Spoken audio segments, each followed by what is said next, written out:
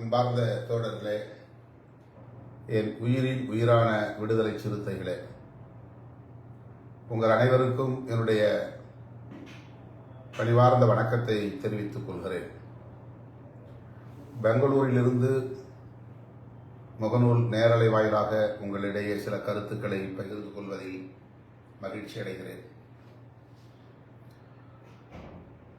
ஒவ்வொரு நாளும் விடுதலை சிறுத்தைகள் கட்சி தமிழக அரசியல் களத்தில் பேசுவது பொருளாக பேரதிர்வை ஏற்படுத்தி வருகிறது. ஒவ்வொரு நாளும் விடுதலை சிறுத்தைகளின் நிலைப்பாடுகள் குறித்து ஆதரவாகவும் எதிராகவும் பலரும் சமூக ஊடகங்களில் கருத்துக்களை பதிவு செய்து வருகின்றனர். கடந்த ஜனவரி 26 குடியரசு நாள் அன்று நாம் நடத்திய வெல்லும் ஜனநாயகம் மாநாடு நான் ஏற்கனவே குறிப்பிட்டதைப் போல அரசியல் அரங்கில் பெரும் அதிர்வை ஏற்படுத்தியிருக்கிறது, மாபெரும் தாக்கத்தை ஏற்படுத்தியிருக்கிறது. தமிழ்நாட்டை மட்டுமின்றி அகில இந்திய அரசியல் கவனத்தை நம் பக்கம் ஈர்த்திருக்கிறது. புதுதில்லிக்கு நான் நாடாளுமன்ற கூட்டத்தொடரில் பங்கேற்பதற்காக சென்றபோது பல வட இந்திய நண்பர்களை, தலைவர்களை சந்திக்க நேர்ந்தது. அவர்களிடத்தில் நான் நம்முடைய மாநாடு குறித்து எதுவும் பேசவில்லை. ஆனால் அவர்களாகவே மாநாட்டை பற்றி சிலாகித்து பேசினர்.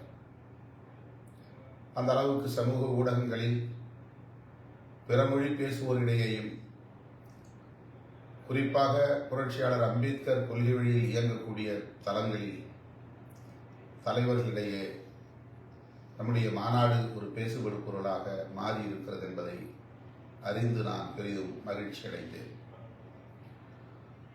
இன்னும் தொடர்ந்து அந்த மாநாட்டை பற்றி பலரும் பேசிக் கொண்டிருக்கிறார்கள்.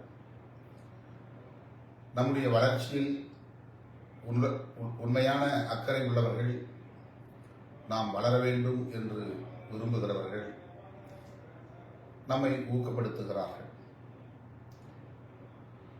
நம்முடைய களப்பணிகள் குறித்து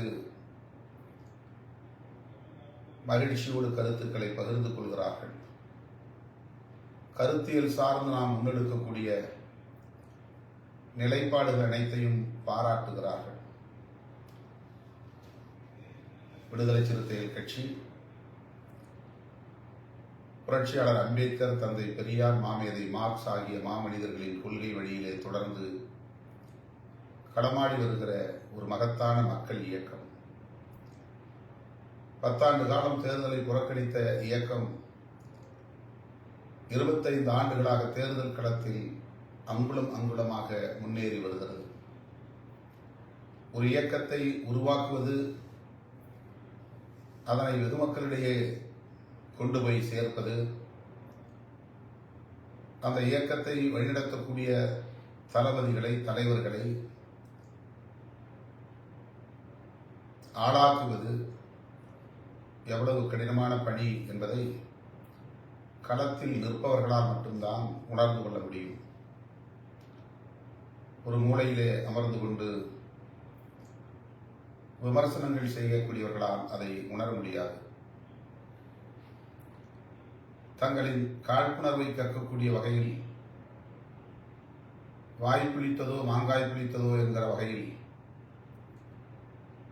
தங்களுடைய கருத்துக்களை விமர்சனம் என்கிற பெயரால் பலரும் நமக்கு எதிராக பேசி வருகிறார்கள். அவர்கள் நம்முடைய இயக்கம் வளர்வதற்கு துளியும் அக்கறை காட்டாதவர்கள், பங்களிப்பு செய்யாதவர்கள், வளரவே கூடாது என்று எண்ணுகிற பொல்லாத எண்ணம் கொண்டவர்கள். அப்படிப்பட்டவர்களின் விமர்சனங்களை நாம் ஒருபோதும் பொருட்படுத்தியதில்லை, பொருட்படுத்த வேண்டிய தேவையும் இல்லை. இயக்க வளர்ச்சியில் அக்கறை உள்ளவர்கள், இயக்கத்தில் ஈடுபாடு கொண்டு பாடாற்றக்கூடியவர்கள், உடல், பொருள், ஆவி என இந்த இயக்கத்தின் வளர்ச்சியிலே தங்களை முழுமையாக ஒப்படைத்துக் கொண்டு உழைக்கக்கூடியவர்கள் நம்முடைய நிலைப்பாடுகள் குறித்து கவலை தெரிவித்தால், நம்முடைய நிலைப்பாடுகள் குறித்து மாற்று கருத்துக்களை முன்வைத்தால் அதற்கு பதில் சொல்ல வேண்டியது நம்முடைய கடமை. கட்சியின் தலைமைக்குரிய பொறுப்பு. அந்த பொறுப்புணர்வோடு தான் இந்த நேரலையில் சில கருத்துக்களை உங்களோடு நான் பகிர்ந்து கொள்ள விரும்புகிறேன். சமூக இயக்கம், கலாச்சார இயக்கம், அரசியல் இயக்கம் என்று அமைப்புகளை நாம் வெவ்வேறு வகையில் புரிந்து கொள்ள வேண்டும். ஒரு சமூக இயக்கம் ஒரே ஒரு செயல் திட்டத்தை முன்வைத்து இயங்க முடியும். ஆங்கிலத்தில் சோஷியல் ஆர்கனைசேஷன் என்று நாம் சொல்லுகிறோம். அது சாதி சங்கமாக இருக்கலாம், அல்லது மதம் சார்ந்த ஒரு அமைப்பாக இருக்கலாம். தேர்தல் அரசியல் போன்ற கட்சி அரசியல் நடவடிக்கைகளில் அவை ஈடுபடாமல் சமூக மேம்பாடு என்ற அடிப்படையில் இயங்கக்கூடிய இயக்கங்கள் தான் சமூக இயக்கங்கள். வன்னியர் சங்கம் என்பது ஒரு சமூக இயக்கம், முதலியார் சங்கம் என்பது ஒரு சமூக இயக்கம், பறையர் சங்கம் என்பது ஒரு சமூக இயக்கம். இப்படி சொல்லிக்கொண்டே போகலாம். இது அரசியல் அமைப்பு அல்ல. கலாச்சார இயக்கம் அல்லது பண்பாட்டு இயக்கம் என்பது ஒரு சமூகத்தில் அது மொழியின் பெயரால் மொழி சார்ந்த சமூகம் என்ற அடையாளத்தை கொண்டிருக்கலாம். தமிழ் சமூகம் என்பது, அல்லது ஒரு மதம் சார்ந்த அடையாளத்தை கொண்டிருக்கலாம். இந்து என்பது, கிறிஸ்தவர் என்பது, இஸ்லாமியர் என்பது, அந்த மதத்திற்குரிய அல்லது சாதிக்குரிய பண்பாடுகளை பாதுகாப்பது, அவற்றை மென்மேலும் செழுமைப்படுத்துவது, அந்த பண்பாட்டை பின்பற்றக்கூடியவர்களின் உரிமைகள், நலன்கள் ஆகியவற்றில் முனைப்பு காட்டுவது, இவையெல்லாம் பண்பாட்டு இயக்கங்களின் செயற்பாடுகள். அவை நேரடியாக அரசியல் நடவடிக்கைகளில் ஈடுபடக்கூடியவை அல்ல. ஆனால் அரசியல் இயக்கங்கள் சமூகம், கலாச்சாரம், பொருளாதாரம் உள்ளிட்ட அனைத்து தளங்களையும் உள்ளடக்கமாக கொண்டிருக்கிற அரசியல் தளத்தில் இயங்கக்கூடிய ஒரு அமைப்பாகும். அரசியல் கட்சி என்பது அனைத்தையும் உள்ளடக்கமாக கொண்ட ஒரு அமைப்பு. சமூகத்தையும், அது சமூக கூறுகளையும் உள்ளடக்கமாக கொண்டிருக்கும், பண்பாட்டு கூறுகளையும் உள்ளடக்கமாக கொண்டிருக்கும், பொருளாதார கூறுகளையும் உள்ளடக்கமாக கொண்டிருக்கும். கட்சி சார்பற்ற நடவடிக்கைகள் அனைத்தையும் அது உள்ளடக்கமாக கொண்டிருக்கும். ஆனால் அரசியல் தளத்தில் இயங்கும். ஆகவே அரசியல் இயக்கம், ஆங்கிலத்திலே பொலிட்டிக்கல் பார்ட்டி அல்லது பொலிட்டிக்கல் ஆர்கனைசேஷன், இப்படி இயக்கங்களை, அமைப்புகளை வெவ்வேறு வகையில் வகைப்படுத்தி நாம் புரிந்து கொள்ள வேண்டும். தேர்தல் அரசியலில் வராத காலத்தில் நாம் அரசியல் களத்தில் இன்று பணியாற்றினாலும் கூட அது ஒரு சமூக இயக்கம்தான். 1990 99 வரையில் நாம் தேர்தல் அரசியலில் ஈடுபடவில்லை. சமூகம் சார்ந்த பிரச்சனைகளை முதன்மைப்படுத்தி அவற்றை மட்டுமே ஒற்றை செயல் திட்டமாக வைத்து நாம் போராடி கொண்டிருந்தோம். மொழி, இனம் சார்ந்த தளங்களிலும் சரி, கலாச்சாரம், பண்பாடு போன்ற தளங்களிலும் சரி, சாதி, மதம் போன்ற தளங்களிலும் சரி, நாம் கவனம் செலுத்தினோம், களம் கண்டோம். ஆனால் தேர்தல் அரசியலில் ஈடுபடவில்லை. ஒரு அரசியல் கட்சியாக நம்மை அடையாளப்படுத்திக் கொள்ளவில்லை. அதன் பிறகு நாம் தேர்தல் அரசியலில் ஈடுபட்டோம். ஆனாலும் அரசியல் கட்சியாக 2006 தான் நாம் பதிவு செய்தோம். 1999 தேர்தலில் பங்கேற்றாலும் 2001 சட்டமன்ற தேர்தலில் பங்கேற்று நாம் மங்களூர் தொகுதியில் வெற்றி பெற்று சட்டமன்ற உறுப்பினராக தேர்ந்தெடுக்கப்பட்டிருந்தாலும் 2006 2004 நாடாளுமன்ற பொதுத் தேர்தலை சந்தித்திருந்தாலும் 2006 நாம் தேர்தல் ஆணையத்தில் கட்சியாக பதிவு செய்கிறோம், விடுதலை சிறுத்தைகள் கட்சி என்று. அப்போது கூட மிருகங்களின் பெயரால் அரசியல் கட்சிகளுக்கு பதிவு தர முடியாது என்ற ஒரு கருத்தை தேர்தல் ஆணையம் என்னிடத்திலே நேருக்கு நேராக நேர்காணலின் போது சொன்னார்கள். நான் சொன்னேன், காஷ்மீர் பேந்தர்ஸ் பார்ட்டி என்று ஏற்கனவே ஒரு கட்சி இருக்கிறது, எலெக்ஷன் கமிஷன் தான் அதை பதிவு செய்திருக்கிறது. அப்படி இருக்கிற போது தலித் பேந்தர்ஸ் என்ற அதைத்தான் நாங்கள் இன்றைக்கு லிபரேஷன் பேந்தர்ஸ் என்று மாற்றி இருக்கிறோம். பேந்தர்ஸ் என்பது ஒரு உளவியல் ரீதியான எழுச்சிக்கு உதவக்கூடியது தானே தவிர வன்முறைகளுக்கு இட்டுச் செல்கிற ஒன்று அல்ல என்று நான் விளக்கம் சொன்னேன் அந்த நேர்காணலில். அப்போது வில்ஃபரட் என்கிற ஒரு அதிகாரி என்னை நேர்காணல் கண்டவரிடத்திலே இதை சொன்னபோது அதற்கு அவர் ஒப்புக்கொண்டுதான் விடுதலை சிறுத்தைகள் கட்சி என்கிற பெயரிலேயே பதிவு செய்து தந்தார். நிறைய அதிகாரிகள், IAS IPS அதிகாரிகள் கூட இதை அரசியல் கட்சியாக நீங்கள் பதிவு செய்கிற போது வேறு பெயரை தேர்வு செய்யுங்கள், தமிழர் என்றோ திராவிடர் என்றோ அதிலே இடம்பெறட்டும், முன்னேற்ற கழகம் என்கிற வகையிலே ஏதாவது பெயரை நீங்கள் தேர்வு செய்யுங்கள் என்றெல்லாம் எனக்கு சொன்னார்கள். நான் ஒரே பிடிவாதமாக நின்று விடுதலை சிறுத்தைகள் என்று ஏற்கனவே நாங்கள் இயங்கியிருக்கிறோம், எனவே விடுதலை சிறுத்தைகள் கட்சி என்றுதான் பதிவு செய்து தர வேண்டும் என்று நான் வற்புறுத்தி 2006 தான் நாம் தேர்தல் ஆணையத்தால் பதிவு பெற்ற ஒரு அரசியல் கட்சியாக இயங்க தொடங்குகிறோம். அருமை தோழர்களே, 2006 அரசியல் கட்சியாக பதிவு செய்த பிறகு நம்முடைய தோழர்கள் அப்போதுதான் அரிச்சுவடி படிக்கிற பருவம் என்று சொல்லலாம். தேர்தல் அரசியலில் LKG UKG பருவத்தில் இருக்கிற ஒரு காலம் என்று சொல்லலாம். இன்றைக்கு கட்சியிலே மிக உயர்ந்த பொறுப்பில் இருக்கிற முன்னணி தோழர்கள் பலரும் விடுதலை சிறுத்தைகள் கட்சி மூலமாகத்தான் நடைபெறுகிறார்கள். அரசியல் கருத்தியல் தளத்தில், அரசியல் தளத்தில் LKG UKG என்கிற அளவுக்கான ஒரு தொடக்க கால பருவம் அது. அந்த நேரத்தில் நான் ஒரு தீர்மானத்தை முன்மொழிந்தேன். அதை வேளச்சேரி தீர்மானம் என்று நாம் இன்றைக்கும் நம்முடைய வரலாறு பதிவு செய்திருக்கிறது, அழைக்கிறோம். 2007 வேளச்சேரியில் நம்முடைய தாய்மண் கட்டிடத்தில் மாநில செயற்குழுவை கூட்டி, அது அப்போது மையக்குழு என்ற பெயரில் நாம் இயங்கி வந்தோம். இப்போது நாம் உயர்நிலைக்குழு என்று சொல்லுகிற அதுதான் அப்போது மையக்குழு.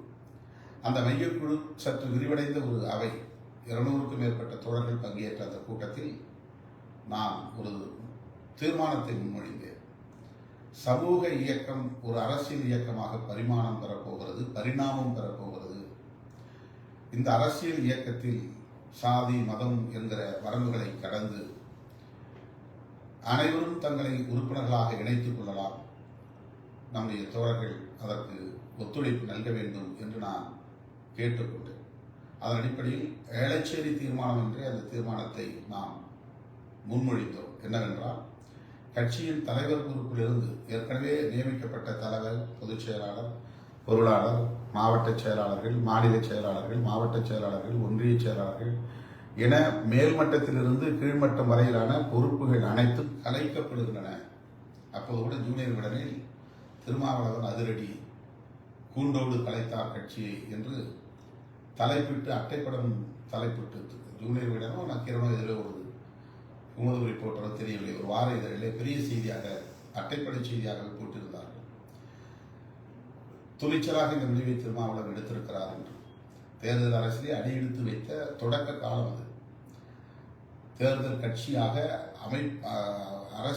தேர்தல் ஆணையத்திலே பதிவு செய்யப்பட்ட ஒரு தொடக்க காலம் அது. அந்த தொடக்க காலத்தில் இப்படி ஒரு முடிவை நான் எடுத்தேன். அந்த முடிவுக்கு முழுமையான ஆதரவை நம்முடைய தோழர்கள் வழங்கினார்கள். அதிலே நாம் என்ன தீர்மானத்தை நிறைவேற்றினோம் என்றால், தலித் அல்லாதவர்கள் இந்த கட்சியில் தங்களை இணைத்துக் கொள்ள வேண்டும், பெண்கள், இஸ்லாமியர், கிறிஸ்தவர்கள் உள்ளிட்ட சிறுபான்மையினர் விடுதலை சிறுத்தைகளாய் தங்களை இணைத்துக் கொள்ள அறைகூவி அழைக்கிறோம். கட்சி நிர்வாகத்தில் அனைவருக்கும் வாய்ப்பளிக்கப்படும். உறுப்பினராக வந்து தொண்டராக பணியாற்ற வேண்டும் என்று இந்த அழைப்பு இல்லை. இந்த அழைப்பு கட்சி நிர்வாகத்திலும் நீங்கள் பங்கேற்க முடியும். டாப் டு பாட்டம் கட்சியின் தலைமை நிர்வாக அமைப்பு மற்றும் மாவட்ட நிர்வாக அமைப்பு, ஒன்றிய பேரூர் நகர நிர்வாக அமைப்பு என்று இந்த 3 அடுக்கு தளங்களில் கட்சியின் நிர்வாக கட்டமைப்பு 3 அடுக்குகளை கொண்டது. ஒன்றிய நகர பேரூர் அது ஒரு தளம், மாவட்ட நிர்வாகம் ஒரு தளம், மாநில நிர்வாகம் ஒரு தளம். இந்த 3 அடுக்கு நிர்வாகங்களிலும் தலித் அல்லாதவர்கள் இடம் பெற முடியும். கட்சியில் புதிதாக வந்து சேர்ந்தால் உடனே கட்சியில் பொறுப்பு கிடைக்குமா என்று தயங்க வேண்டாம்.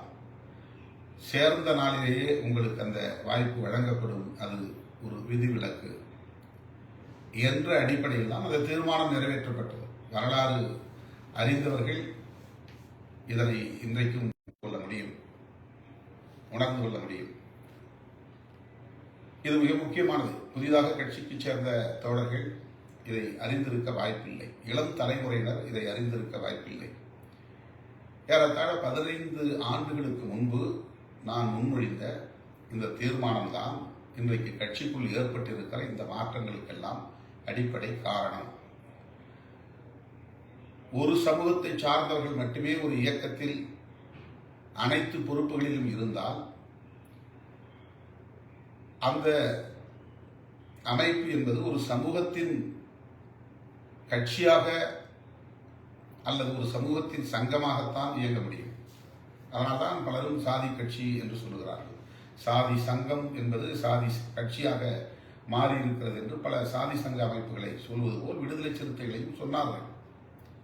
இதை நான் முன்கூட்டியே உணர்ந்து தொலைநோக்கு பார்வையோடு எதிர்காலத்தில் இது ஒரு அரசியல் இயக்கமாக பரிணாமம் பெற வேண்டுமானால் இப்போதே அதற்கான முன்முயற்சிகளை எடுக்க வேண்டும் என்று நான் முன்மொழிந்த தீர்மானத்தை அன்றைக்கு நம்முடைய மையக்குழு நிறைவேற்றி தந்தது. அன்றைக்கு யார் யார் முன்னணி பொறுப்புகளில் இருந்தார்களோ அவ்வளவு பேரும் அதை ஏற்றுக்கொண்டார்கள். அதன் அடிப்படையில் நான் எல்லா பொறுப்புகளையும் நான் உட்பட தலைமை பொறுப்பை ராஜினாமா செய்கிற வகையிலே, அது ராஜினாமாவை தர தேவையில்லை, கலைத்து விட்டோம் என்று தீர்மானம் நிறைவேற்றணும், கலைத்தாகிவிட்டது. பிறகு புதிதாக விண்ணப்பங்களை வரவேற்கிறோம். நானே தலைவர் பொறுப்புக்கு விண்ணப்பம் செய்கிறேன். என் பெயரில் ஏராளமான தோழர்கள் விண்ணப்பம் செய்தார்கள். என் பெயரில் யாராவது விண்ணப்பம் செய்யட்டும் என்று நான் காத்திருக்காமல் நானே விண்ணப்பத்தை வாங்கி நானே என் கைப்பட அந்த விண்ணப்பத்தை பூர்த்தி செய்தேன். தமிழ்மண் சந்தாவாக ஒவ்வொருவரும் கட்டாயமாக 1500 ரூபாய் ஆயுள் சந்தா செலுத்த வேண்டும். மாநில பொறுப்புகளுக்கு 1000 ரூபாய் செலுத்த வேண்டும். மாவட்ட பொறுப்புகளுக்கு தமிழ்மண் சந்தா 1500 பிளஸ் 500 1000 ரூபாயோ, பெண்களுக்கு அது பாதி அளவு. இப்படி நாம் ஒரு கட்டணத்தையும் நிர்ணயம் செய்தோம். விண்ணப்பம் செய்ய வேண்டும் என்று வேண்டுகோள் விடுத்தோம். தலைவர் பொறுப்புக்காக இருந்தாலும், பொதுச் செயலாளர் பொறுப்புக்காக இருந்தாலும், பொருளாளர் பொறுப்புக்காக இருந்தாலும், தலைமை நிலைய செயலாளர்களாக இருந்தாலும், துணை பொதுச் செயலாளர், அமைப்பு செயலாளர், ஒவ்வொரு அணிக்குமான மாநில செயலாளர், அப்போதுதான் ஏராளமான அணிகளை நான் உருவாக்கினேன். பொதுவாக இவ்வளவு அணிகள் இதற்கு தேவை என்று என்னோடு நெருக்கமாக இருக்கக்கூடிய முன்னணி தோழர்கள் கூட ஏகப்பட்ட அணிகளை உருவாக்குகிறீர்கள், இதெல்லாம் கட்சியில குழப்பத்தை உருவாக்கும், அதிகார பகிர்வு சிக்கலை உருவாக்கும் என்றெல்லாம் என்னிடத்திலே சொன்னார்கள். நான் அதையெல்லாம் பொருட்படுத்தாமல் 23 அணிகளை உருவாக்கினேன். அப்போது வழக்கமாக தொழிலாளர் அணி, மாணவர் அணி, மகளிர் அணி, விவசாயிகள் அணி, அரசு ஊழியர், இப்படி ஒரு 5 அமைப்புகள் தான் பெரும்பாலும் எல்லா கட்சிகளிலும் இருக்கும். இளைஞர் அணி இருக்கும். அதை தாண்டி நாம் கல்வி பொருளாதார விழிப்புணர்வு இயக்கம், பஞ்சமி நிலமீட்பு இயக்கம், சிறுவர்கள் அணி, சிறுவர்களுக்கென்று ஒரு அணி, சிறுவர் எழுச்சி மன்றம், அதே போல எண்ணற்ற பல அமைப்புகளை விவசாய பிரிவிலேயே 2 விவசாய அணியை உருவாக்கி, விவசாயிகளுக்கென்று ஒரு சங்கம், உழைக்கும் விவசாய கூலி தொழிலாளர்களுக்கென்று ஒரு சங்கம், விவசாயத்தில் 2. எந்த கட்சியும் பின்பற்றாத அளவுக்கு ஒவ்வொரு பிரிவிலும் மாநில செயலாளர் ஒரு ஆண்கள் மட்டும் போடுவது கூடாது என்று இந்த இந்த அமைப்பு மறுசீரமைப்பு நடவடிக்கையில் நம்முடைய கட்சி தான் முதலாக இதையெல்லாம் அறிமுகப்படுத்துகிறது. இளைஞர் அணியிலே 2 மாநில செயலாளர் ஆண் பெண், மாணவர் அணியிலே 2 மாநில செயலாளர் ஆண் பெண், தொழிலாளர் அணியிலே 2 மாநில செயலாளர் ஆண் பெண். அவர்கள் 2 பேருமே மாநில செயலாளர் தான். ஒரு மாநில செயலாளர் போட்டு மற்றவர்களெல்லாம் துணை செயலாளர் இணைச் செயலாளர் என்று போடுவதில்லை. ஆக இந்த கட்சியில் முன்னணி பொறுப்புகளை வகிக்க விரும்புகிறவர்கள் விண்ணப்பம் பெற்று விண்ணப்ப கட்டணம் செலுத்தி தமிழ்மண் சந்தா செலுத்தி அவர்கள் நேர்காணலில் கலந்து கொண்டு அந்த நேர்காணலின் அடிப்படையிலே ஒரு குழு தீர்மானித்துதான் பொறுப்புகளை நியமித்த 2 ஆண்டுகள் அதற்கு பிடித்தது. நான் தலைவர் பொறுப்புக்கு விண்ணப்பம் செய்தேன். இதற்கு முன்னதாக பொதுச் செயலாளராக நான் தேர்வு செய்யப்பட்டேன். அது தொழுதூரில் நடைபெற்ற மாநில செயற்குழுவில். அதற்கு முன்பு நான் அமைப்பாளராகத்தான் இருந்தேன். 10-15 ஆண்டுகள் நான் கட்சியின் அமைப்பாளராக, இயக்கத்தின் அமைப்பாளராக இருந்தேன். அதன் பிறகு பொதுச் செயலாளராக தேர்வு செய்யப்பட்டேன். அதன் பிறகு அந்த பொதுச் செயலாளர் பொறுப்பை பொதுச் செயலாளர் பொறுப்புக்கு மேலாக தலைவர் என்கிற பொறுப்பை உருவாக்கி அடுத்த நிலை பொதுச் செயலாளர் என்றும் அதற்கு அடுத்த பொறுப்பு பொருளாளர் என்றும் நாம் ஒரு நிர்வாக கட்டமைப்பை உருவாக்கினோம். ஆகவே வேளச்சேரி தீர்மானத்திற்கு பிறகுதான் நான் தலைவராக தேர்வு செய்யப்படுகிறேன். அப்போது 3 பொதுச் செயலாளர்கள் என்று முடிவெடுத்தோம். ஒரு தலித் பொதுச் செயலாளர், ஒரு நான் தலித் பொதுச் செயலாளர், தலித்தோ நான் தலித்தோ ஒரு பெண், 3 பொதுச் செயலாளரை நியமனம் செய்வது என்று முடிவு செய்தோம். அதற்கு தீர்மானத்தில் எல்லோரும் ஒப்புதல் அளித்தார்கள். அந்த தீர்மானத்தின் அடிப்படையில் தான் நான் அப்போது 3 பொதுச் செயலாளர்களை நியமிப்பது என்று முடிவெடுத்தோம். ஆனால் அந்த காலகட்டத்தில் நம்முடைய கட்சியிலே பெண்கள் சேருவது என்பது மிக மிக மிக சொற்பமாக இருந்தது. அங்கொன்றும் இங்கொன்றுமாக தோழர்கள் வந்தார்கள். அதிலிருந்து ஒரு பொதுச் செயலாளரை தேர்வு செய்வதில் நமக்கு ஒரு நெருடல் இருந்தது, சிக்கல் இருந்தது. ஆகவே அப்போது நாம் பெண்ணை பொதுச் செயலாளராக நியமிக்க முடியவில்லை. 3 பொதுச் செயலாளர்கள் நியமித்தோம். அதில் 2 பேர் தலித், ஒருவர் நான் தலித். 2 பேர் சிந்தனை செல்வர் ரவிக்குமார், ஒருவர் கலைக்கோட்டுதயம் தலித் அல்லாதவர். அவர் கட்சியில் சேர்ந்த உடனேயே பொதுச் செயலாளராக அவருக்கு நாம் பொறுப்பை வழங்கினோம். அப்போதெல்லாம் யாரும் எப்படி ஒரு தலித் இயக்கத்திலே தலித் அல்லாதவர் பொதுச் செயலாளர் ஆனார் என்று எழுதவில்லை, பேசவில்லை. அப்படி நியமனம் செய்தோம் என்ற செய்தியை கூட ஊடகத்தில் யாரும் பதிவு செய்ய தயாராக இல்லை. விடுதலை சிறுத்தைகள் கட்சியில் கலைக்கோட்டுதயம் என்கிற தலித் அல்லாத ஒருவர் பொதுச் செயலாளராக நியமிக்கப்பட்டிருக்கிறார் என்ற தீர்மானத்தை செய்தியாக கூட பிரசுரிப்பதற்கு யாரும் தயாராக இல்லை. ஆகவே 2008 நிகழ்ந்த மாற்றம் இந்த மாற்றம், ஒரு தீர்மானத்தின் அடிப்படையில் நிகழ்ந்த மாற்றம் இந்த மாற்றம், மையக்குழுவில் நிறைவேற்றப்பட்ட தீர்மானத்தின் அடிப்படையில் ஒரு அரசியல் இயக்கமாக பரிணாமம் பெறுவதற்காக முன்னெடுத்த ஒரு தொலைநோக்கு முயற்சியின் அடிப்படையில் நிகழ்ந்த மாற்றம் இந்த மாற்றம். இந்த வரலாறு தெரியாதவர்கள் இன்றைக்கு பிதற்றிக் கொண்டிருக்கிறார்கள், உளறிக் கொண்டிருக்கிறார்கள், அவதூறுகளை கக்கிக் கொண்டிருக்கிறார்கள், காழ்ப்பை கக்குகிறார்கள். தோழர்கள் இதையெல்லாம் புரிந்து கொள்ள வேண்டும். கலைக்கோட்டுதயம் என்கிற தலித் அல்லாதவர் கட்சியில் சேர்ந்த சில நாட்களிலேயே கட்சியின் மிக முக்கியமான தலைமை பொறுப்புகளில் ஒன்றான, தலைமை பொறுப்பு என்றால் தலைவர், பொதுச் செயலாளர், பொருளாளர், இந்த 3ஐத்தான் நாம் தலைமை நிர்வாகத்தில் உள்ள மிக முக்கியமான பொறுப்புகளாக கொண்டிருக்கிறோம்.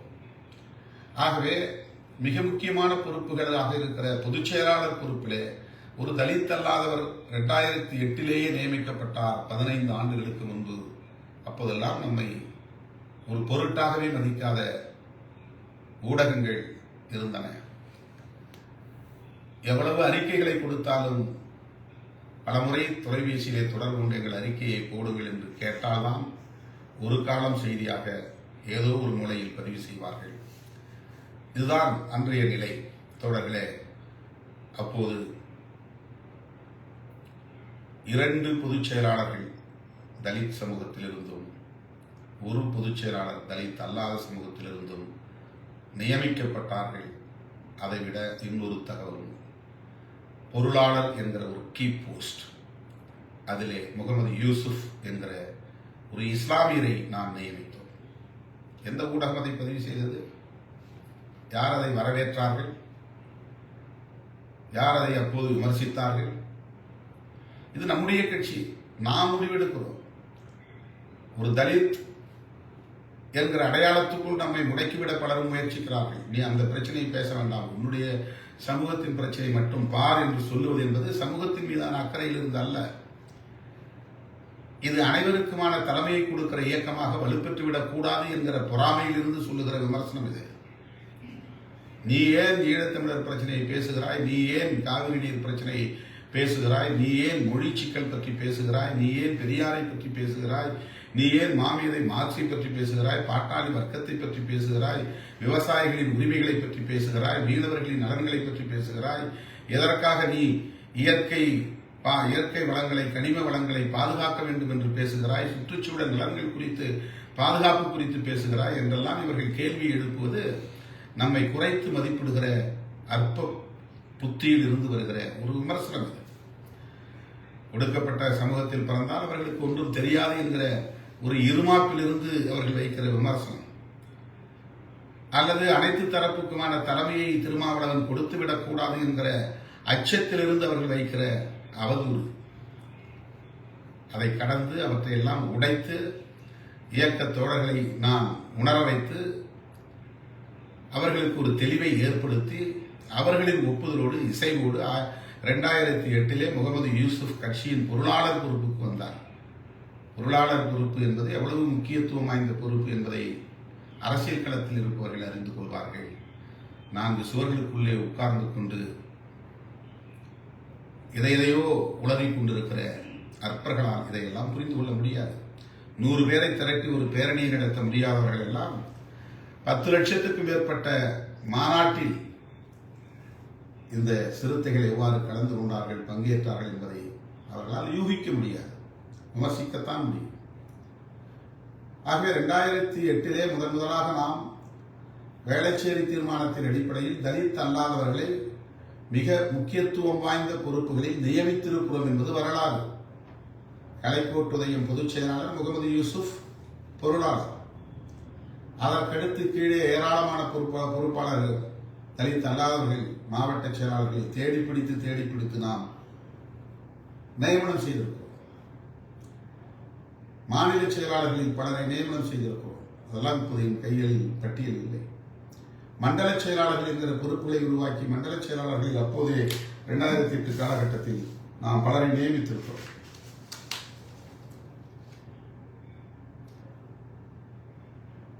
இராக்கிட்டு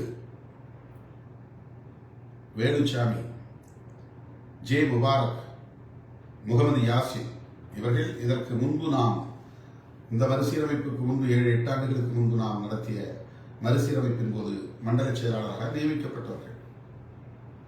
தலித் அல்லாதவர்கள் தான். கட்சியில் சேர்ந்த சில ஆண்டுகளில் அல்லது சில மாதங்களில் இந்த பொறுப்புகளுக்கு அவர்கள் நியமிக்கப்பட்டிருக்கிறார்கள்.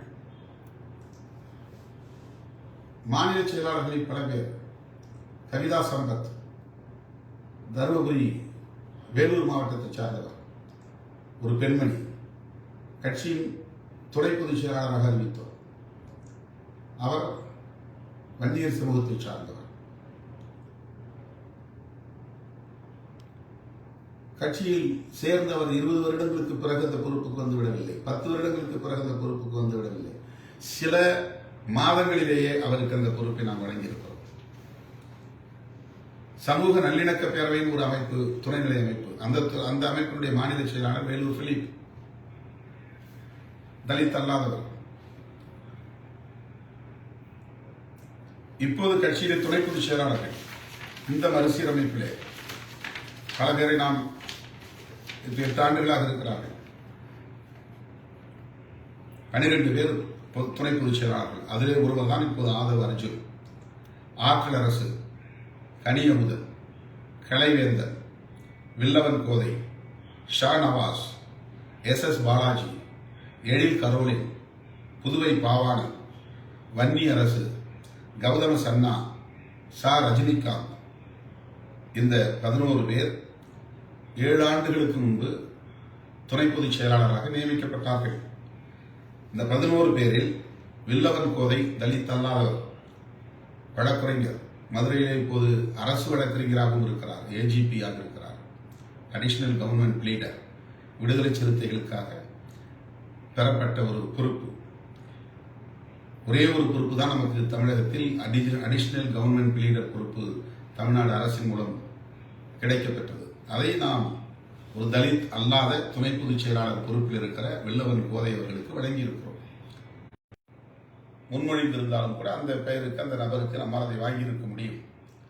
ஆனால் தலித் அல்லாத சமூகத்தை சார்ந்த நீண்ட காலமாக நம்மோடு பயணித்துக் கொண்டிருக்கிற வெள்ளவன் கோதை அவர்களை நாம் ஏஜிபியாக நியமனம் செய்வதற்கு பரிந்துரைத்தோம். இன்றைக்கு அந்த பொறுப்பில் அவர் இருக்கிறார். கட்சியில துணை பொதுச் செயலாளராகவும் இருக்கிறார்.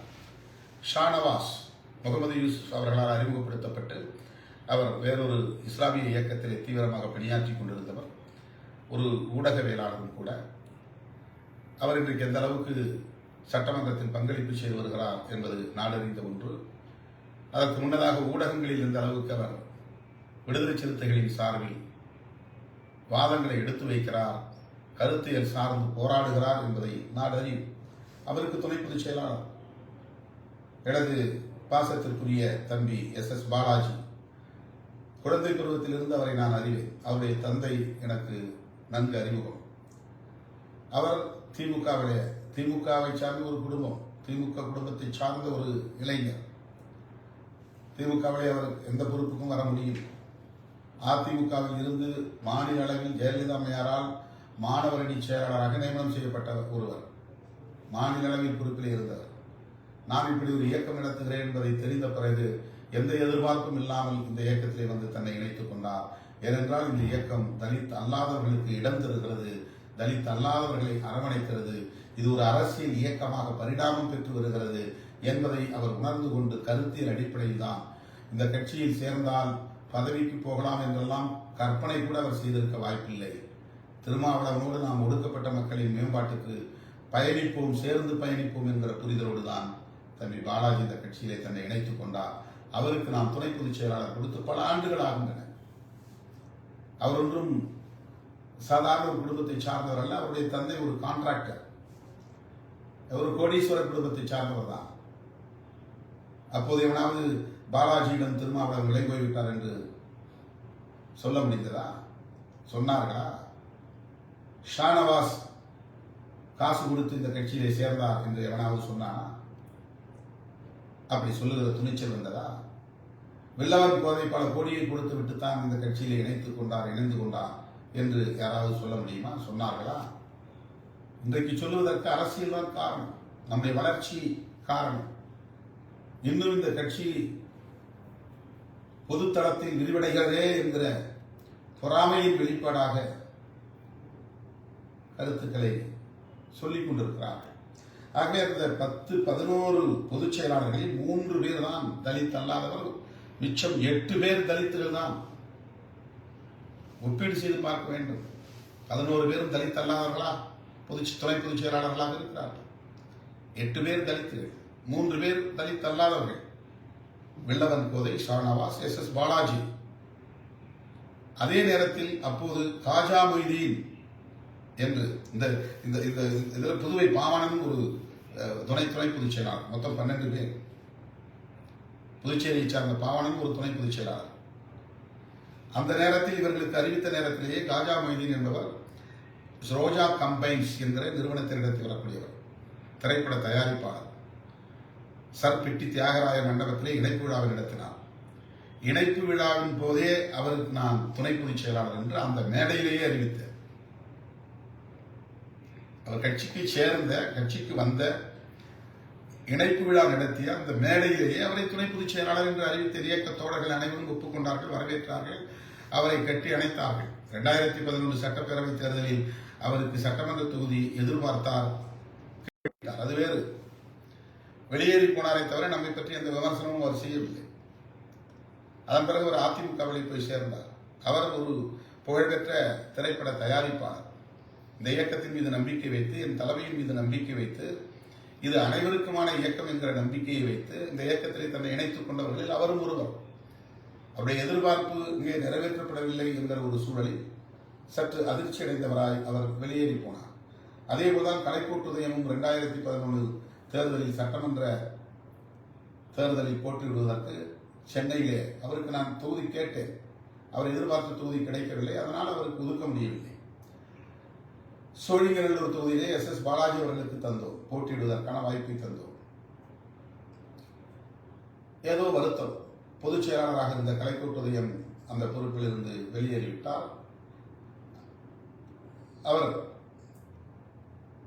மறுபடியும் நம்மோடு நல்ல நட்பில் தான் இருக்கிறார். கட்சியை பற்றியோ தலைமையை பற்றியோ எந்த அவதூறும் அவர் பரப்பவில்லை. இந்த தோழமையை இன்றைக்கு நானும் அவரிடத்திலே கட்சியை விட்டு இப்படி போய்விட்டீர்களே என்றெல்லாம் நான் வருந்தவில்லை, விமர்சிக்கவில்லை. எங்கே பார்த்தாலும் வாடிக்கையாக கொண்டிருக்கிறேன். அந்த நட்பை போற்றி வருகிறேன். அருமை தோழர்களே, இந்த 12 துணை பொதுச் செயலாளர்களில் நம்மிடம் இல்லை. அந்த மிச்சம் 12 பேர். இந்த 12 பேரில் ஆதவ் அர்ஜுன் அவர்கள் ஒரு துணை பொதுச் செயலாளர். 2020 நம்மோடு பழகி வருகிறார். பழகிய நாளிலிருந்து அவர் அம்பேத்கர் அவர்களை பற்றிய அரசியலை அவ்வப்போது பேசி வந்தவர். கட்சியில் சேரப்போகிறேன் என்று ஒரு நாளும் சொன்னதில்லை. தலைவர் அவர்களோடு நெருக்கமாக தேர்தல் களத்தில் பணியாற்றக்கூடிய பொறுப்பாளர்கள் ஒருவராக அரசியலில் ஈடுபட்டவர். முதல்வரின் குடும்பத்தோடு நெருக்கமான ஒரு உறவை அவர் தேர்தல் பணி ஆற்றுவதன் மூலம் கொண்டிருந்தார். பிரசாந்த் கிஷோர் அவர்கள் நடத்திய அந்த நிறுவனத்தோடு இணைந்து பணியாற்றக்கூடியவர் என்கிற அடிப்படையில் தான் நமக்கு அறிமுகமானார். அதாவது தோழமை கட்சிகளோடு பேச்சுவார்த்தை நடத்தக்கூடிய, குடும்பம் சார்பில் தனியே பேச்சுவார்த்தை நடத்தக்கூடிய ஒருவராக அவர் இருந்தார். அதாவது அதிகாரபூர்வமாக கட்சி சார்பில் நியமிக்கப்பட்ட பேச்சுவார்த்தை குழு தனி. அது இல்லாமல் தலைமையின் வழிகாட்டுதலின்படி தனிப்பட்ட முறையிலே அழைத்து பேசுகிற நபர்களும் அவரும் ஒருவர். அப்படித்தான் 2021 ஆண்டு நடைபெற்ற சட்டப்பேரவை தேர்தலின் போது அர்ஜுன் நெருக்கமானார். அதற்கு முன்பே அறிமுகம்தான். அவர் ஒரு இந்திய தேர்தல் சம்பந்தமாக என்னை வந்து சந்தித்து அறிமுகமானார். நம்முடைய வழக்குரைஞர் அணியின் மாநில செயலாளராக இருக்கிற வழக்குரைஞர் பார்வேந்தன் அப்போது தமிழ்நாடு மாநில அளவில் அந்த சங்கத்தில் பொறுப்பில் இருந்தார். அது தொடர்பான சில கருத்துக்களை பகிர்ந்து கொள்வதற்காகத்தான் என்னிடத்திலே அவர் வந்தார், அறிமுகமானார். அதன் பிறகு சில ஆண்டுகள் கழித்துதான் சட்டப்பேரவை தேர்தல் வந்தது. அந்த சட்டப்பேரவை தேர்தல் தொடர்பாகத்தான் அவரோடு அடிக்கடி சந்திக்கிற வாய்ப்பு கிடைத்தது. அப்போது அவர் பேரறிஞர் அண்ணா அவர்களை பற்றியும் மகாத்மா காந்தி அவர்களை பற்றியும் சிலாகித்து பேசுவதுண்டு. புரட்சியாளர் அம்பேத்கர் அவர்களை தன்னுடைய அரசியல் ஆசான் என்று பெருமை பொங்க சொல்லுவார். அவருடைய அலுவலகங்கள் எங்கும் திரும்புகிற திசையெல்லாம் அம்பேத்கர் படம் இருப்பதை நான் பார்த்தேன். அவருடைய கொட்டேஷன்ஸ், மேற்கோள்கள் இருப்பதை நான் பார்த்தேன்.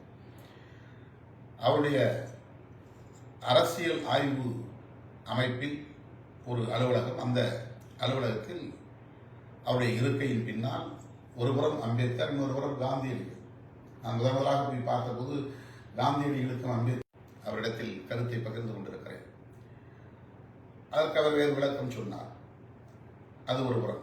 அப்படி நம்மோடு தேர்தல் பணிகள் தொடர்பாக அறிமுகமாகி பயணித்த அவர் ஒரு கட்டத்திலே நான் விடுதலை சிறுத்தைகள் கட்சியிலே இணைந்து வேலை செய்ய விரும்புகிறேன் என்ற விருப்பத்தை வெளிப்படுத்தினார்.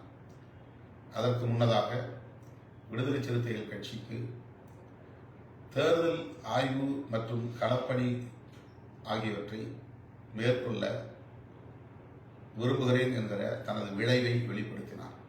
நமக்கு செலவு செய்து ஒரு நிறுவனத்திடம் அந்த பணிகளை ஒப்படைக்கக்கூடிய அளவுக்கு வலிமை இல்லை. எங்களால் அப்படி செலவு செய்ய முடியாதே என்று நான் சொன்னபோது, உங்களிடத்தில் நான் சம்பளம் பெற்றுக்கொண்டு வேலை செய்வதற்காக என்னுடைய விருப்பத்தை சொல்லவில்லை. இது போன்ற இயக்கம் இந்த மண்ணில் வளர வேண்டிய தேவை இருக்கிறது. கட்டமைப்பு ரீதியாகவும் தேர்தல் களத்தில் பணியாற்றுவது தொடர்பான நிர்வாக ரீதியாகவும் எங்கள் நிறுவனம் உங்களுக்கு ஒத்துழைப்பு தரும் என்றுதான் இந்த இயக்கப்பணியிலே தன்னை ஈடுபடுத்திக் கொள்ள முனைந்தார். அதன் அடிப்படையில் ஒரு ஏவி தயாரித்த ஆடியோ வீடியோ காணொளி ஒன்றை தயாரித்து கட்சி தற்போதைய நிலைமையில் எவ்வாறு இருக்கிறது என்பதை 2 ஆண்டுகளுக்கு முன்பு எனக்கு போட்டு காட்டினார். இதையெல்லாம் அவ்வப்போது முன்னணி தலைவர்களிடையே நான் கருத்துக்களை பகிர்ந்து கொண்டிருக்கிறேன். அதன் பின்னர் பூத் லெவல் ஏஜென்ட் மீட்டிங், அதுதான் நாம் முதலில் அவரிடத்திலே எந்த கட்டணமும் இல்லாமல் செய்வதற்காக இந்த பணியை ஒப்படைத்தோம். நம்முடைய கட்சியிலே மறுசீரமைப்பு பணிகள் வேகமாக நடந்தன.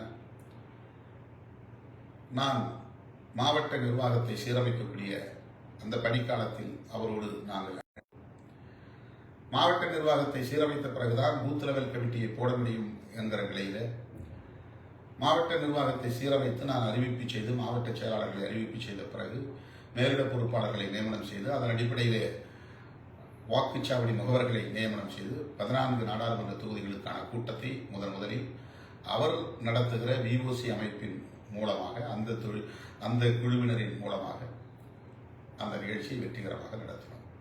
அது அவர் செய்த முதல் நிகழ்ச்சி. இரண்டாவதாக விருதுகள் வழங்கும் விழாவை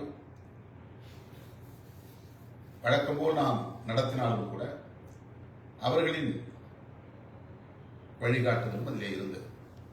நாம் 2008 இருந்து தொடர்ச்சியாக விருதுகள் வழங்கும் விழா நடத்தி வருகிறோம். பிரம்மாண்டமான நிகழ்ச்சிகளாக அவற்றை நடத்தியிருக்கிறோம். கேரள முதல்வர் பினராயி விஜயன் உள்ளிட்ட பல தமிழ்நாடு முதல்வர் முத்தமிழறிஞர் கலைஞர் போன்ற பல மூத்த தலைவர்களுக்கெல்லாம் நாம் விழா எடுத்திருக்கிறோம். மரவிளையரில் நடந்திருக்கிறது, திருச்சிராப்பள்ளியில் நடந்திருக்கிறது, மதுரையிலே நடந்திருக்கிறது, சென்னையிலே பல இடங்களில் நடந்திருக்கிறது, காமராஜர் அரங்கில் பல நிகழ்ச்சிகளை நடத்தியிருக்கிறோம். இப்படி 2008 இருந்து தொடர்ச்சியாக நாம் அம்பேத்கர் சுடர் உள்ளிட்ட பல்வேறு விருதுகளை பல்வேறு ஆளுமைகளுக்கு வழங்கி வந்திருக்கிறோம். இந்த முறை அந்த விருதுகள் வழங்கும் விழாவை நடத்துவதில் விஓசியின் பங்களிப்பும் ஈடுபாடும் இருந்தது. 3வது நிகழ்ச்சி தான் இந்த மாநாடு. அருமை தோழர்களே, இப்படி நாம் தொடர்ந்து பயணித்ததில் எனக்கும் அவருக்கும் இடையிலான உரையாடல்களின் மூலம் நம்முடைய இயக்கத்திலே இணைந்து வெளிப்படையாக இணைந்து பணியாற்றுவதற்கு அவர் தன்னுடைய விருப்பத்தை தெரிவித்த போது, எங்கள் இயக்கம் அனைவருக்குமான இயக்கம், உங்களை போன்ற இளைஞர்கள் வந்து பங்கேற்க வேண்டும் என்பதற்காகவே நான் இந்த மறுசீரமைப்பு நடவடிக்கையில் பல மாற்றங்களை செய்து வருகிறேன். இந்திய அரசியல் வரலாற்றிலேயே எந்த இயக்கமும் செய்யாததை விடுதலை சிறுத்தையில் நாம் செய்திருக்கிறோம். பெண்களுக்கு 10 விழுக்காடு மாவட்ட நிர்வாகத்திலே, தலித் அல்லாதவர்களுக்கு 10 விழுக்காடு மாவட்ட நிர்வாகத்திலே, இப்ப நியமனம் செய்யப்பட்டிருக்கிற 16 மாவட்ட செயலாளர்கள் அனைவரும் நீண்ட காலம் பயணித்தவர்கள் அல்ல. கட்சியிலே பல பேர் அண்மையிலே சேர்ந்து உடனே மாவட்ட செயலாளர்களாக மாறியிருக்கிறார்கள். மீனவர் சமூகத்திலிருந்து, இஸ்லாமிய சமூகத்திலிருந்து, தலித் அல்லாத பல்வேறு சமூகங்களிலிருந்து, வன்னியர்கள், உடையார்கள், கொங்கு வேளாளர்கள், முக்குளத்தோர், இப்படி பல்வேறு சமூகங்களில் இருந்து மாவட்ட செயலாளர்களை நாம் 16-17 பேரை நியமனம் செய்திருக்கிறோம்.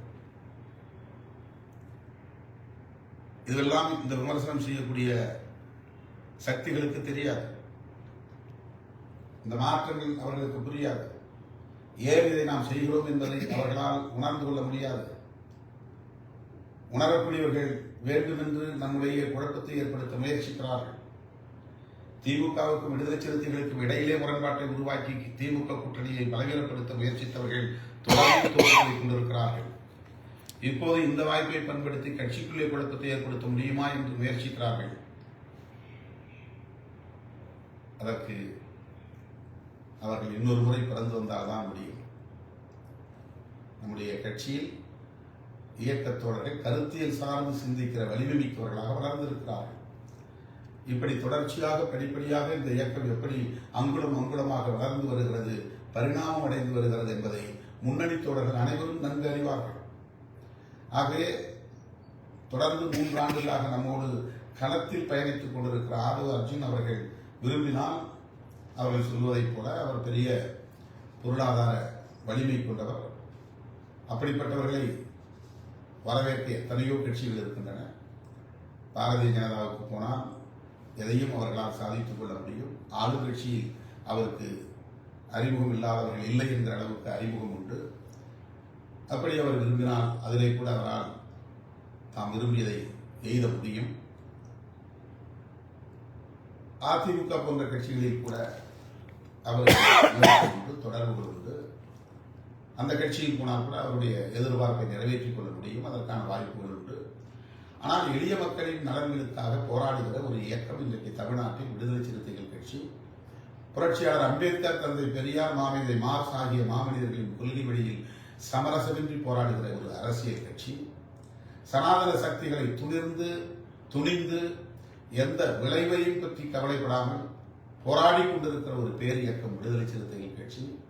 இப்படிப்பட்ட கட்சியிலே தன்னை இணைத்துக் கொள்ள வேண்டும் என்று மனப்பூர்வமாக அவருடைய குடும்பத்திலும் அனுமதி பெற்றுக் கொண்டு நெருக்கமான நட்பு வட்டாரத்திலும் அதை விவாதித்து அதில் ஒரு தெளிவை பெற்று அந்த அடிப்படையிலே அவர் என்னிடத்தில் வெளிப்படையாக பேசினார். நான் இதை நம்முடைய கூட்டப்பட்ட ஒரு கூட்டம், அந்த கூட்டத்தில் அவர் பங்கேற்க முடியாது. அவர் உயர்நிலைக் குழுவிலே பங்கேற்கிற பொறுப்பிலே இல்லை. ஆனால் அண்மையிலே அவர் கட்சியிலே இணைந்த நிலையிலே அவரை நான் சிறப்பு அழைப்பாளர் என்கிற முறையில் அழைத்தேன். அவரை அழைக்கிறோம் என்பதை முன்கூட்டி நம்முடைய முன்னணி தலைவர்களுக்கு நான் தகவல் கொடுத்திருந்தேன். அவர்கள் ஒப்புதலோடுதான் அவரை நம்முடைய உயர்நிலைக் குழு கூட்டத்திற்கு அழைத்தோம். ஏனென்றால் கட்சியில் எல்லோரும் உயர்நிலைக் குழு கூட்டத்தில் பங்கேற்க முடியாது. 1-2 பேர் சிறப்பு அழைப்பாளர் என்கிற முறையில் என்னுடைய அனுமதியை பெற்று உள்ளே அமர்வது உண்டு. மற்றபடி தலைமை பொறுப்பாளர்கள், அதாவது தலைவர், பொதுச் செயலாளர்கள், முதன்மைச் செயலாளர்கள், தலைமை நிலைய செயலாளர்கள், துணை பொதுச் செயலாளர்கள், அமைப்பு செயலாளர்கள், ஒரு சில மாநில செயலாளர்கள், அரசியல் குழு தலைவர், ஒழுங்கு நடவடிக்கை குழு தலைவர், மகளிரணி மாநில செயலாளர் என்று கருத்தியல் பரப்பு செயலாளர் என்று ஒரு சிலர் அந்த உயர்நிலைக் குழுவில் இடம்பெறுகிறார்கள். 1-2 பேர் என்னோடு நெருக்கமாக தொடர்பிலே இருப்பவர்கள் சில நேரங்களில் நானும் உள்ளே வர விரும்புகிறேன், கருத்து சொல்ல விரும்புகிறேன் என்றால் அவர்கள் கருத்து சொல்வதிலே உள்ளே அமர்வதற்கு அனுமதிக்கப்படுவார்கள். அப்படிப்பட்ட இந்த கூட்டத்திலே அவர் எந்த பொறுப்பிலும் இல்லாத நிலையிலே அவர் உள்ளே வர முடியாதுதான். ஆனால் சிறப்பு அழைப்பாளராக அவரை நாம் அழைத்தோம். அண்மையிலே கட்சியில் சேர்ந்த காரணத்தினால் அவரையும் நாம் அவரோடு பேச வேண்டியிருக்கிறது. அவரை எப்படி நாம் இந்த கட்சியிலே பயன்படுத்திக் கொள்ள போகிறோம், அவர் எப்படி இந்த கட்சியிலே தன்னை இணைத்துக் கொள்ள எந்த பொறுப்பிலே இயங்க விரும்புகிறார் என்பதை அறிந்து கொள்வதற்காக அவரை வரை சொல்லி அவரோடு கருத்துக்களை பகிர்ந்து கொண்டு அந்த அடிப்படையில் தான் உயர்நிலை குழுவின் ஒப்புதலோடு அவர் துணை பொதுச் செயலாளராக 12 பேர் அங்கம் வகிக்கக்கூடிய அந்த குழுவில் துணை பொதுச் செயலாளராக நியமனம் செய்யப்பட்டிருக்கிறார். இது அனைத்து தலைவர்களுக்கும், முன்னணி தலைவர்களுக்கும் உடன்பட்ட ஒன்று, உயர்நிலை குழு முழுமையாக ஏற்றுக்கொண்ட ஒன்று. 2007-2008 காலகட்டத்திலே நாம் நிறைவேற்றிய வேலைச்சேரி தீர்மானத்தின் அடிப்படையில் தலித் அல்லாதவர்கள் இந்த கட்சியிலே எந்த பொறுப்புக்கும் வரலாம். அந்த பொறுப்புக்கு வருவதற்கு அவர்கள் விண்ணப்பிக்கலாம். அவர்கள் 10 ஆண்டுகள் உழைத்திருக்க வேண்டும், 20 ஆண்டுகள் உழைத்திருக்க வேண்டும் என்ற நிலையிலே கட்சியில் ஒரு அகநிலையில் பண்பு மாற்றத்தை ஏற்படுத்த வேண்டும். அகநிலைக்குள் பண்பு மாற்றம் ஏற்பட்டால்தான் புறநிலையில் பண்பு மாற்றம் ஏற்படும். இதுதான் இயற்பியல் விதி. கட்சிக்குள்ளே 100 விழுக்காடு ஒரு குறிப்பிட்ட சாதியினர் மட்டுமே அதிகாரத்தில் இருந்தால் தலைமை பொறுப்பிலே, மாநில பொறுப்பிலே, மாவட்ட பொறுப்பிலே, ஒன்றிய பொறுப்பிலே, நிர்வாக கட்டமைப்பில் தலித் அல்லாதவர்கள் யாரும் இடம்பெறவில்லை என்றால் இது எல்லா தளங்களிலும் போய் சேராது. நாம் என்ன அரசியல் பேசுகிறோம் என்பது அவர்களுக்கு போய் சேராது. நமக்குள்ளே குண்டு செட்டிக்குள்ளே குதிரையை ஒட்டிக் கொள்ள வேண்டியதுதான். ஒரு சமூக இயக்கமாகவே எஞ்சி நிற்க வேண்டிய நிலைதான் ஏற்படும். சமகாலத்தில் நம்மோடு அப்படி கட்சி தொடங்கியவர்கள் எல்லாம் காணாமல் போயிருக்கிறார்கள், சுருங்கி போயிருக்கிறார்கள், முடங்கி போயிருக்கிறார்கள், தேங்கி போயிருக்கிறார்கள். ஆனால் இன்றைக்கு 25 ஆண்டுகளாக இந்த தேர்தல் அரசியல் களத்திலே தாக்குப்பிடித்து நிற்கிறோம். தவிர்க்க முடியாத சக்தியாக நிற்கிறோம். ஒவ்வொரு நாளும் நாளொரு மேனியும் பொழுதொரு வண்ணமும் இந்த கட்சி பேசுபொருள் பொருளாக இயங்கிக் கொண்டே இருக்கிறது என்று சொன்னால் நாம் எடுக்கிற இந்த முன்முயற்சிகளும் முனைப்புகளும் முற்போக்கான நிலைப்பாடுகளும் தான் காரணம். நாம் ஒரு பரிணாம வளர்ச்சியை நோக்கி நகர்ந்து கொண்டிருக்கிறோம். அரசியல் இயக்கமாக பரிணாமம் பெற்று வருகிறோம். இதில் நம்முடைய கட்சி எடுக்கிற முடிவு, நம்முடைய முன்னணி தலைவர்களின் ஒப்புதலோடு எடுக்கப்படுகிற நிலைப்பாடு, இது குறித்து நம்முடைய வளர்ச்சியில் அக்கறை இல்லாத கும்பல் பரப்புகிற எந்த அவதூறையும் தோழர்கள் பொருட்படுத்த வேண்டாம். அதற்கு முகம் கொடுக்க வேண்டாம், பதிலளிக்க வேண்டாம், எதிர்த்து கூட எழுத வேண்டாம். அந்த அற்பர்கள் அவர்கள் விருப்பம் போல் பேசி ஓயட்டும். அவர்கள் அடிவெயில் எரிய எரிய கதறட்டும், பதறட்டும், உளரட்டும். அதை யாரும் பொருட்படுத்த வேண்டாம். இன்னும் தலித் அல்லாத ஜனநாயக சக்திகளை, ஆற்றல் வாய்ந்த இளமை துடிப்புள்ள ஏராளமான தோழர்களை இந்த கட்சிக்குள் கொண்டு வந்து சேர்ப்போம். இது அடுத்த இலக்கை நோக்கி மாபெரும் சக்தியாக பரிணமிக்க ஏதுவான காலம், ஏதுவான ஒரு சூழல். அருமை தோழர்களே, வேளச்சேரி தீர்மானத்தின் அடிப்படையில் தான் இந்த பரிணாம மாற்றங்கள் நிகழ்ந்து வருகிறது என்பதை மட்டும் அடிக்கோடிட்டு உங்கள் நெஞ்சில் நிறுத்திக் கொள்ளுங்கள், பதித்துக் கொள்ளுங்கள் என்பதை சொல்லி அடுத்த கட்டத்தை நோக்கி நாம் நகர்வோம். தேர்தல் களத்தில் இன்னும் தீவிரமாக நாம் உழைப்போம். நம்முடைய இலக்கு 3 தொகுதி கூட்டணியின் நலன் குறித்து எந்த முடிவும் நாம் மேற்கொள்ள நேரும். அந்த முடிவை நடைமுறைப்படுத்துவதற்கான பாய்ச்சலை அடுத்த பாய்ச்சலாக நாம் மேற்கொள்வோம் என்பதை சொல்லி, அன்பு தம்பிகளுக்கு, என் உயிரின் உயிரான விடுதலை சிறுத்தைகளுக்கு நன்றி கூறி, வாழ்த்து கூறி முடிக்கிறேன். நன்றி, வணக்கம்.